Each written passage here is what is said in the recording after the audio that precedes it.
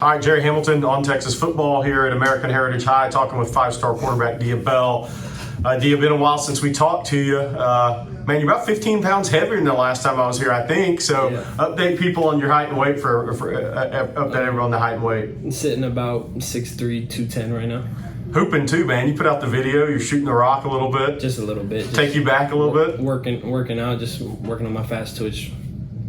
Yeah, so I gotta. So for people that didn't maybe see the first video I ever did with you, what do you average points per game like your freshman year in hoops? You're around 20. I averaged 20 as a freshman. Yeah, I had one 40-point game. Do you remember who that was against?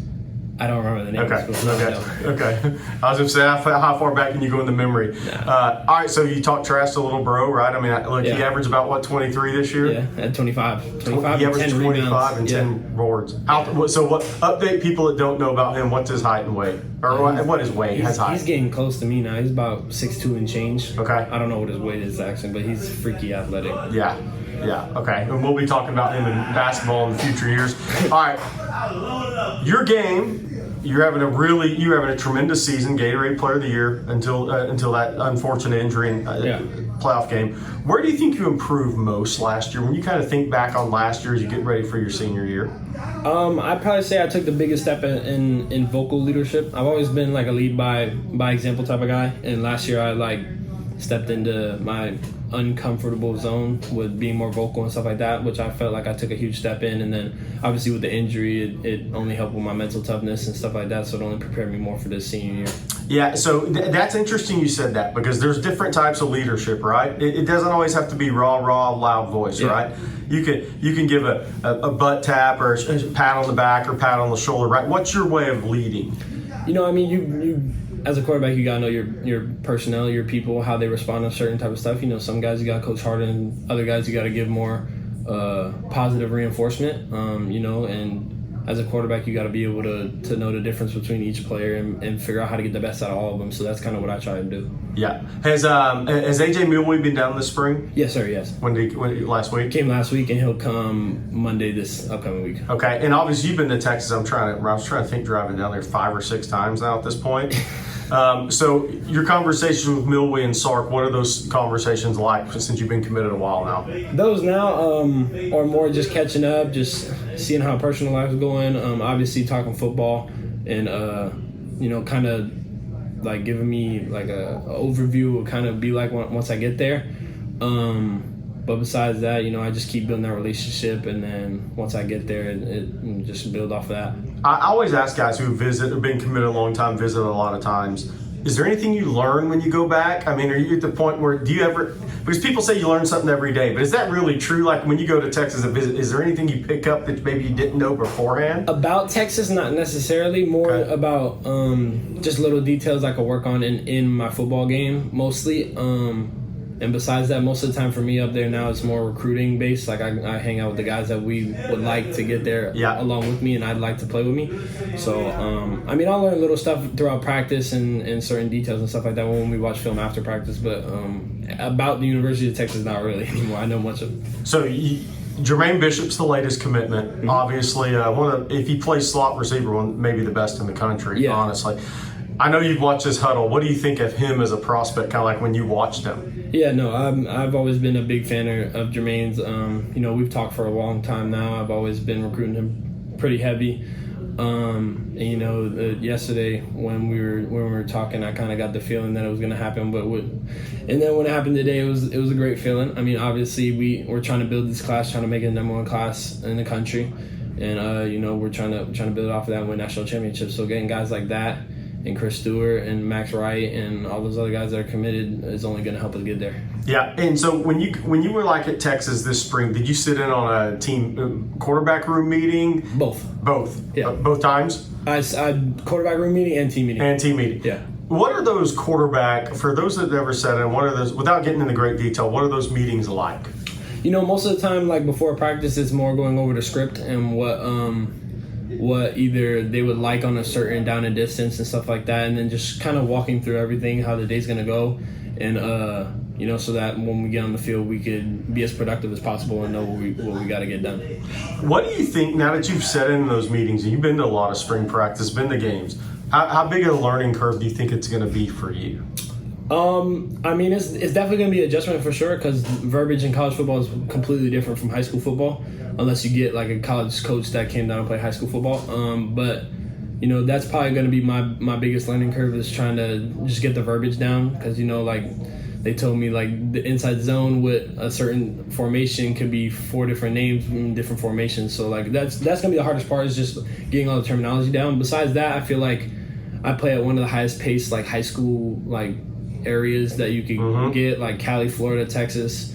Those are great places, and Georgia are great places to play if you want to be set up for college. So I feel like the speed is definitely going to be a change, but not as much as the verbiage kind of side. One thing that we get a lot of questions in our live streams, and one of the questions is Texas a cool school again? I've called it cool school, right? Yeah. In recruiting. Look, there's more guys from Florida committed or signed with Texas than ever. There's more guys making official visits and coming up in June than ever. Mm-hmm. Do you hear more Texas down here? Or a lot of people talk about it to me. I mean, a lot of people who I thought may not have liked Texas, like really like would love to have an offer from them. Obviously Texas are going to recruit the guys. We're going to recruit the guys that we feel is best for us. But at the same time, there's a lot more love to Texas now. I feel like the SEC step played a big role in that. Yeah. But yeah, no, cool. Texas is part of the cool school category now when it comes to that. I mean, we're up there competing for national championships and winning bowl games and stuff like that. So I definitely say it's part of the cool school category.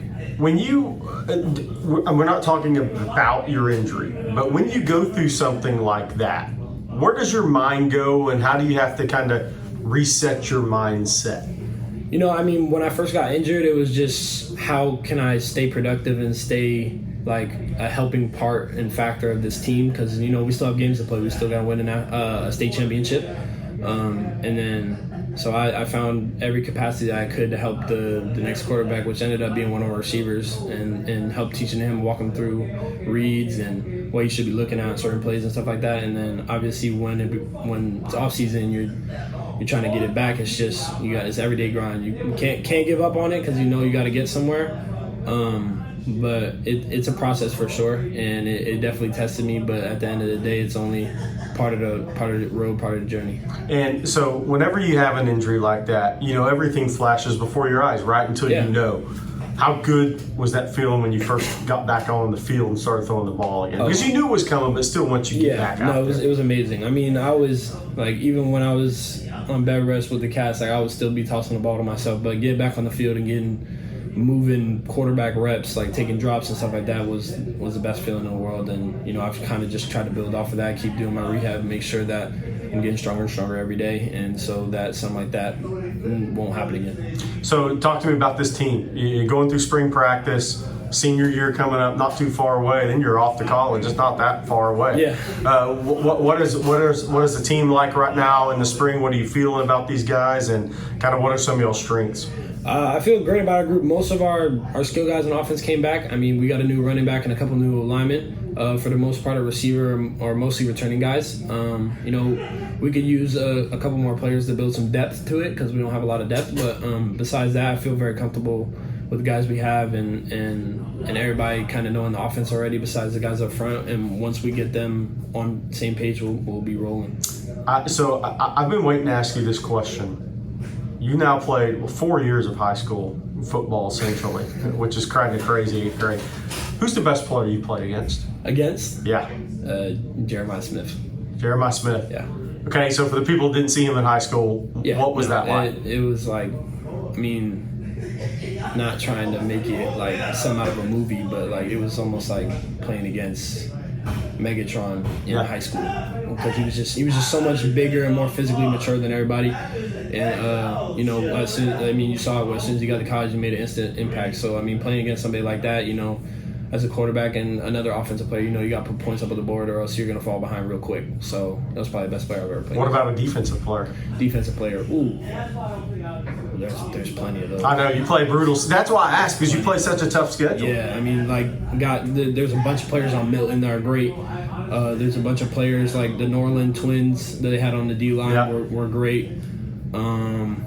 and so there's a lot of people to name. I mean, Chaminade had a great team when JJ was still here. Their defense was stacked. Zaquan Patterson and guys like that. But you know, at the end of the day, like, you're always gonna play great players when you play in a state like Florida, Cali, and Texas, Georgia. Like, anywhere you go, you're gonna play against great players.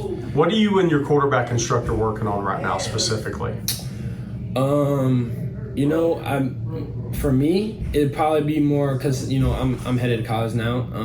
They're kind of giving me more free range into like what I see and what I would like against what I see, instead of going script by script. Like, if I see something and I could change it and I like some different look, taking advantage of that and being more in control of that, so that once I get to the next level and I have to make split-second decisions like that, I'm more comfortable doing it now. So that's kind of what we're working on the most. As you've grown and matured as a quarterback, you studied the position, you worked with instructor, you've gained more experience. What are the most important factors to being a high-level quarterback? High-level quarterback? I mean, obviously you got to be able to make the throws, but you know, at the quarterback position, the higher level you go up, the less time you have to make the right read. So I mean, you gotta have great anticipation. You got to be able to throw guys open. You got to be able to know what, based off of what certain looks are like, what defense they're in, just to give you a great idea pre-snap versus post-snap. I mean, all types of disguises they could do in college football now, but you know, that's only film study and just sitting in there learning tendencies and stuff like that. So I feel like the quarterback position is mostly a lot of studying and then just being able to be confident in your reads and be able to anticipate throws. So I got to ask you this last question, because I ask everybody this when they go to a spring practice and watch Texas. Who stood out? Stood out to me? Yeah. Oh. You guys see a lot. The quarterbacks see a lot too. Yeah. You know, obviously Arch is going to stand out because it's going to be his first year as a full starter. So Arch stands out to me. You know, so a lot of the young receivers, and then our true freshman tight end is really Emery Winston. Yeah, he really stood out to me. And then, you know, there's playmakers on every side of the ball. In defense, you got Colin Simmons, you got Anthony coming back, you got Michael Taft coming back, you got who else? A lot of our secondary came back, and they're all great players. We had one of the best secondaries, in my opinion, in college football last year. So there's a lot of people that stood out, but those are a couple names. Cool. All right, that's Dia Bell. This is On Texas Football, American Heritage in Plantation.